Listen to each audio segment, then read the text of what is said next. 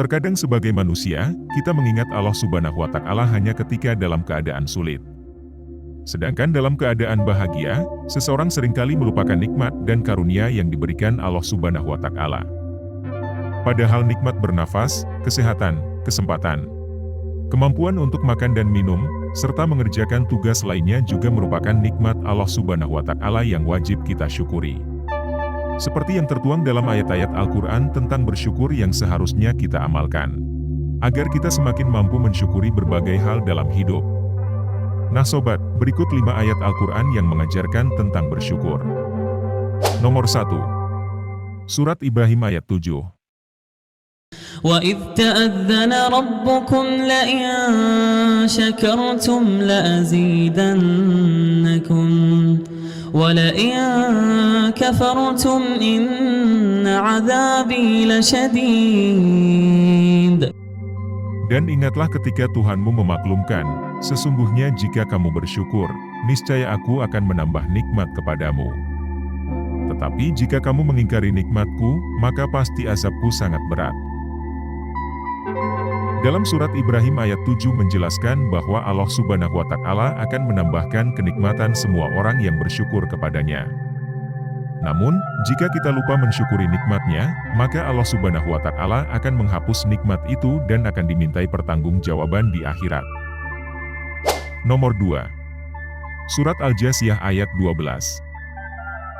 الله الذي سخر لكم البحر لتجري الفلك فيه بأمره ولتبتغوا من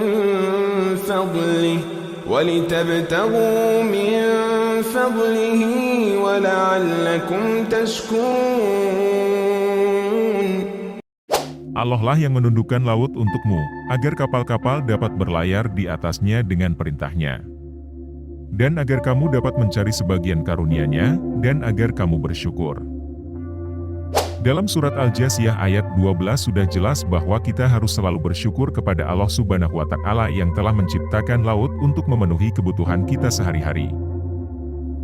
Anda dapat menjadikan laut, dengan sumber daya alamnya yang kaya, sebagai sumber kehidupan dan jalur transportasi yang menghubungkan berbagai pulau dan negara. Nomor 3. Surat An-Naml ayat 40.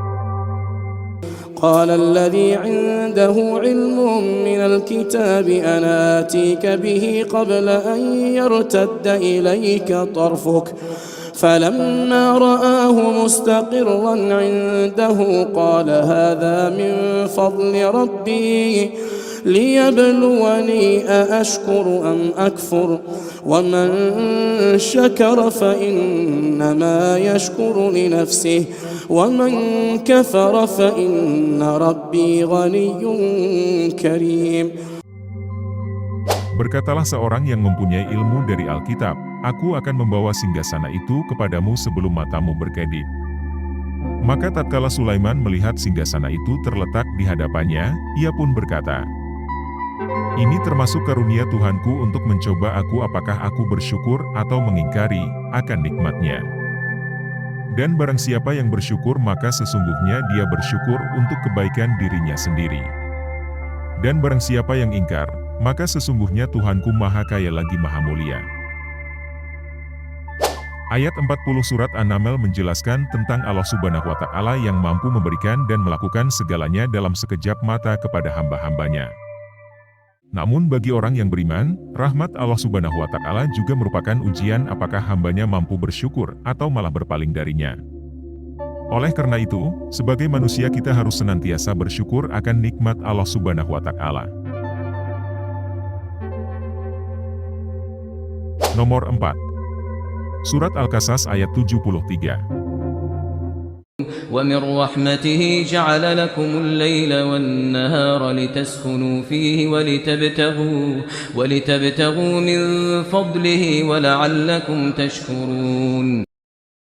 Dan adalah karena rahmatnya, dia jadikan untukmu malam dan siang, agar kamu beristirahat pada malam hari, dan agar kamu mencari sebagian karunia-Nya pada siang hari, dan agar kamu bersyukur kepadanya. Dijelaskan melalui surat Al-Qasas ayat 73, bahwa Allah Subhanahu wa Ta'ala menciptakan siang serta malam yang memiliki fungsi tersendiri.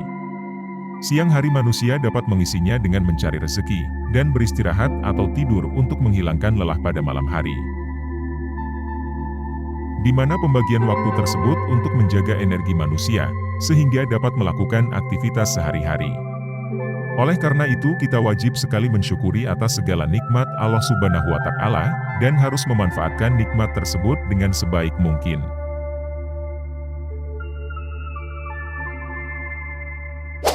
Nomor 5. Surat Al-Baqarah ayat 152. فاذكروني أذكركم واشكروا لي ولا تكفرون. Maka ingatlah kepadaku, aku pun akan ingat kepadamu. Bersyukurlah kepadaku, dan janganlah kamu ingkar kepadaku. Melalui surat Al-Baqarah ayat 152, Allah Subhanahu wa Ta'ala memerintahkan hambanya untuk mengingatnya sebagai ungkapan rasa syukur. Di mana hal ini dapat dilakukan dengan berzikir, dengan mengucapkan hamdalah, dan dengan perbuatan, seperti memberikan sebagian harta kepada yang membutuhkan.